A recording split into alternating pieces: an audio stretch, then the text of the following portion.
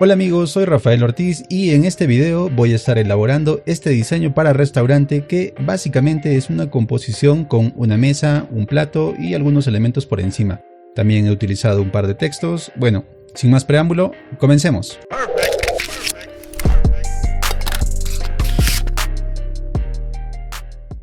Para este trabajo voy a crear un documento de 1080 x 1080 píxeles a 72 píxeles por pulgada. ¿Está bien?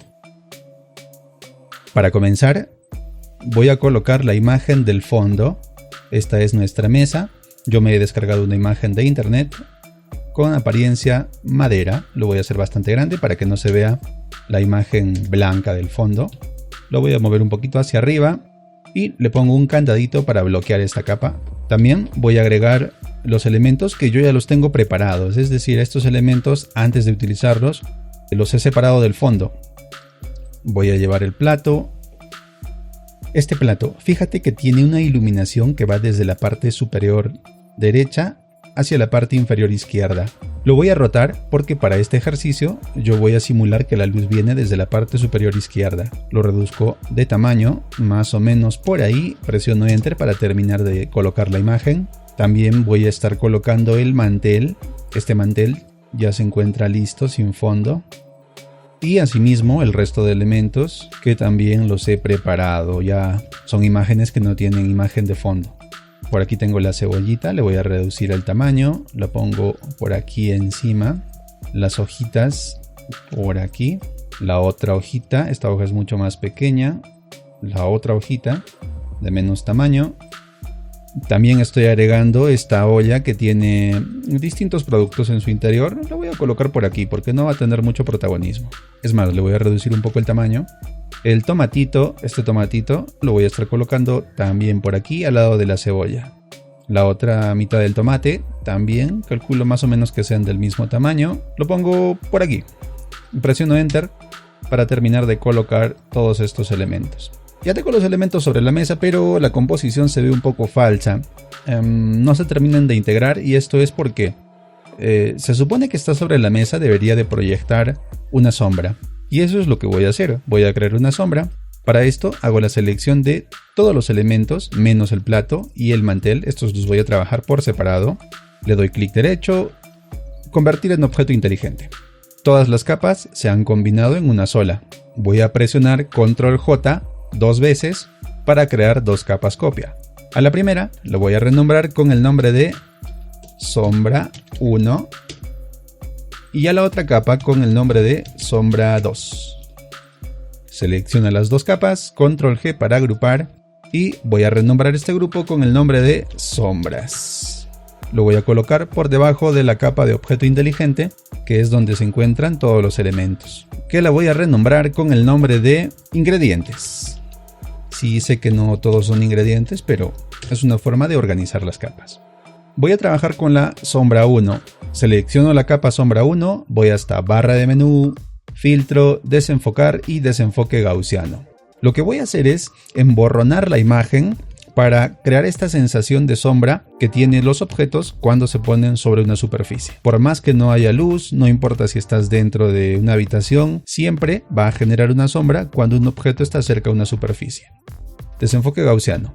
Si te fijas, ahora alrededor del tomate y también de la cebolla hay una especie de resplandor. Desactivo el ojito de la capa, lo vuelvo a activar. Hay una especie de resplandor. Esta vendría a ser mi primera sombra. La voy a hacer un poquito hacia abajo y un poquito hacia la derecha. Ahora sí lo puedes ver. Mira, en el caso de la cebolla es oscura, la sombra también es oscura. Pero en el caso del tomate, la sombra es de color rojo. Y esto no está muy bien. Por eso, por encima del grupo sombras, voy a crear una capa de ajuste con color uniforme.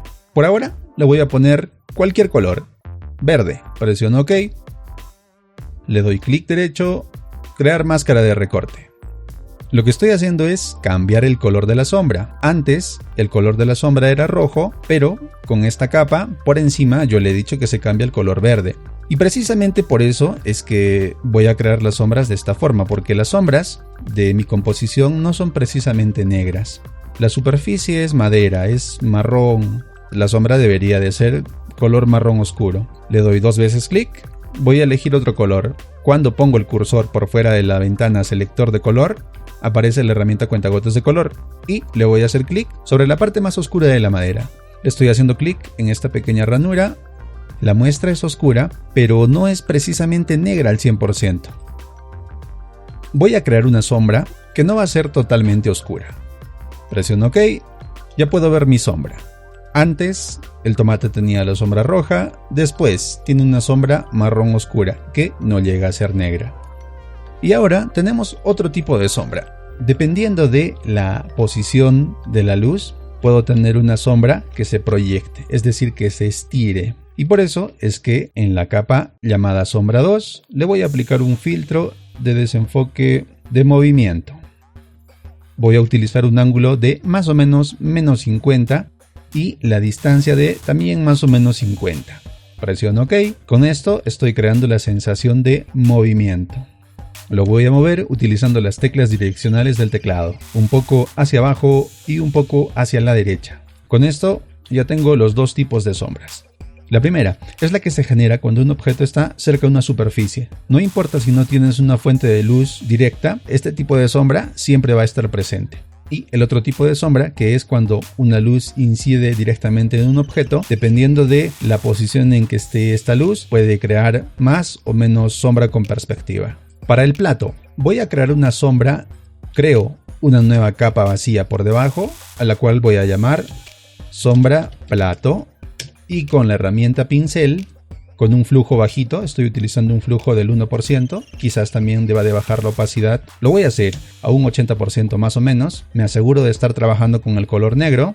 Voy a pintar, imaginando cómo se vería la sombra del plato sobre el mantel y sobre la mesa, claro. Para esto, como te digo, debes de tener bastante imaginación. Se supone que este mantel está arrugado, no está plano, entonces tiene volumen. Hay partes que van a estar un poco más oscuras que otras. También esta sombra va a estar en la mesa. Si es que acaso pintas demasiado y se oscurece así como lo estoy haciendo yo, no pasa nada. Utiliza la herramienta borrador con un flujo bajito. Voy a estar utilizando un flujo quizás también del 1%. Puedes ir borrando lo que has pintado.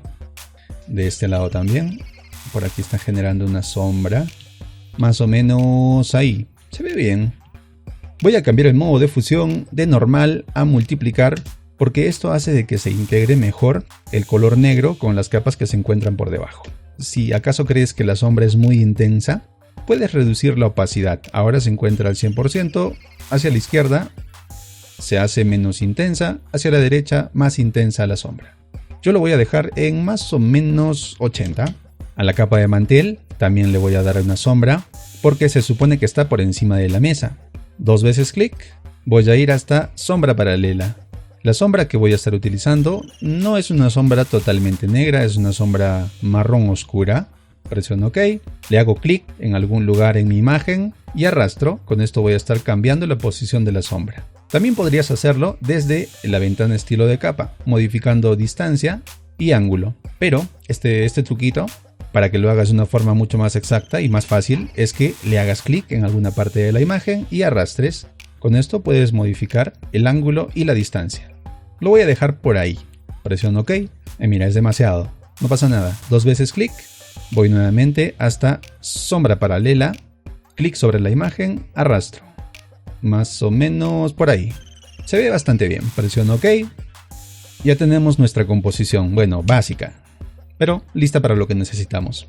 Quiero dividir mi espacio de trabajo en 2, porque en la mitad la voy a ocupar para colocar la información, el texto.